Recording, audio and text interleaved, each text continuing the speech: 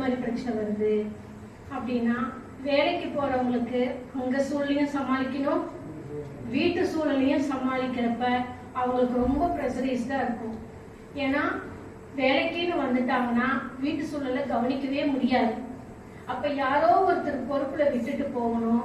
அப்ப அந்த குழந்தைகள், அவர்களோட குழந்தைகள் பெரியவர்களானதுக்கு அப்புறம் சொல்றாங்க, எங்க அம்மா என்னை சின்னதுல விட்டுட்டு போனாங்கல்ல, அப்பெல்லாம் நாங்கெல்லாம் வளர்ந்து நான் வந்து இப்ப நல்ல ஜாப்ல உட்கார்லையா, என் குழந்தைய நான் இன்னொருத்தர்கிட்ட விட்டா என்ன தப்பு, நான் சொன்னபடிதான் அவங்கள வளர்த்தணும்னு சொல்லி கம்பல் பண்றாங்க. அப்போ இப்ப இருக்கிற பெற்றோர்கள் வந்து அது பார்த்துக்க தெரியாது, தெரியாது. இந்த மாதிரி குடும்பத்துக்குள்ள பல சிக்கல்கள் தொடர்ந்து ஒவ்வொன்னா வர்றதுனாலதான் ஆண்கள் இது நிறைய பாதிப்படைகிறாங்க.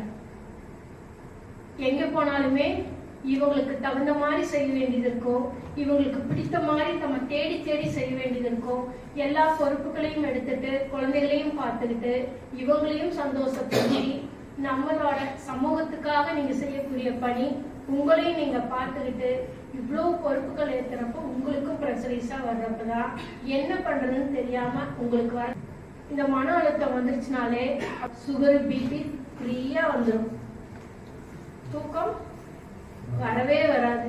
அப்ப நீங்க உணர்ச்சி வசப்படுறதுனாலையும் எமோஷனல் டிஸ்டர்பன்ஸ் உங்களுக்கு அதிகமாயிட்டே போகுது, என்ன பண்றதுன்னு தெரியல, தொடர்ந்து ஒரு பிரச்சனைக்குள்ள உங்க மைண்ட் திரும்ப திரும்ப திரும்ப போயிட்டே இருக்குதுன்னா கண்டிப்பா உங்களுக்கு சுகர், பிபி வந்துடும். இதை கண்ட்ரோல் பண்ணணும்னா உங்களுக்குள்ள ஓடுற எண்ணம், ஒரு நாளைக்கு வந்து ஒரு மனிதனுக்கு 82,000 சிந்தனைகள் வந்துட்டு போகுது ஒரு நாளைக்கு. அதுல நல்ல சிந்தனைகள், புது சிந்தனைகள், நடந்தது பழசு திரும்ப திரும்ப வர்றது.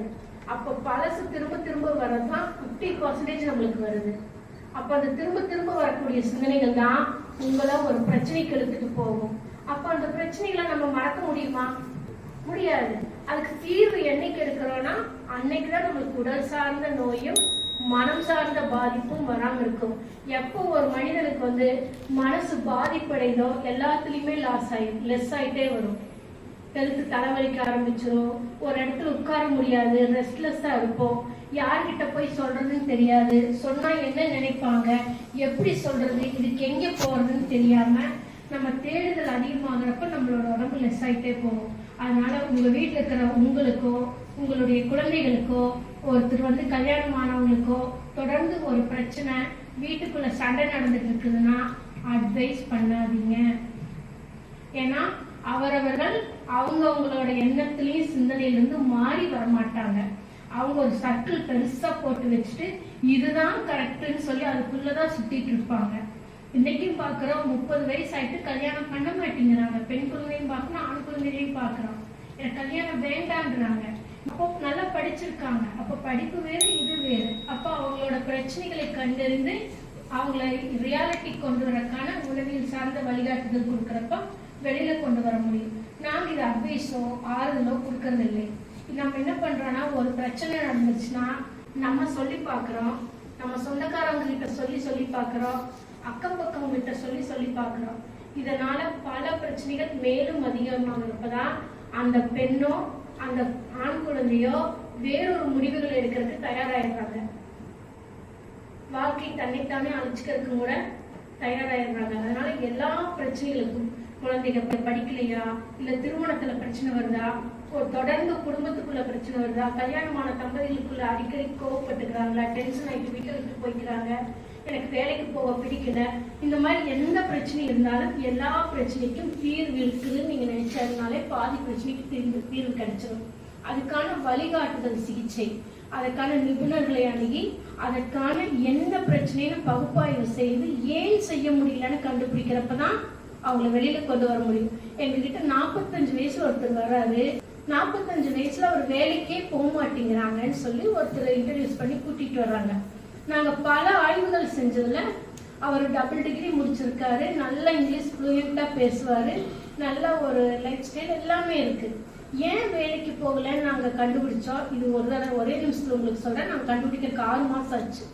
அவர் வேலைக்கு போக முடியாதுக்கான காரணம், அவர் ஒரு 8th ஸ்டாண்டர்ட் படிக்கிறப்ப ஒரு நல்ல திறமை இருக்கு, இவன் வந்து சொந்தமா தான் வேலை செய்வான், ஓனர் சீட்ல தான் உட்காருவான், லட்சக்கணக்கில் பணம் வாங்கி போட்டுக்குவான்.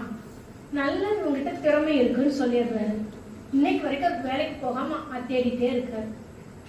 கிடைச்ச வாங்கி கொடுத்த வேலைங்கூட இது வரைக்கும் அவங்க ரிலேஷன் வந்து ஒரு 10-15 வேலை நல்ல வேலை வாங்கி கொடுத்தாங்க. மாசம் 30,000-40,000 சம்பளம்.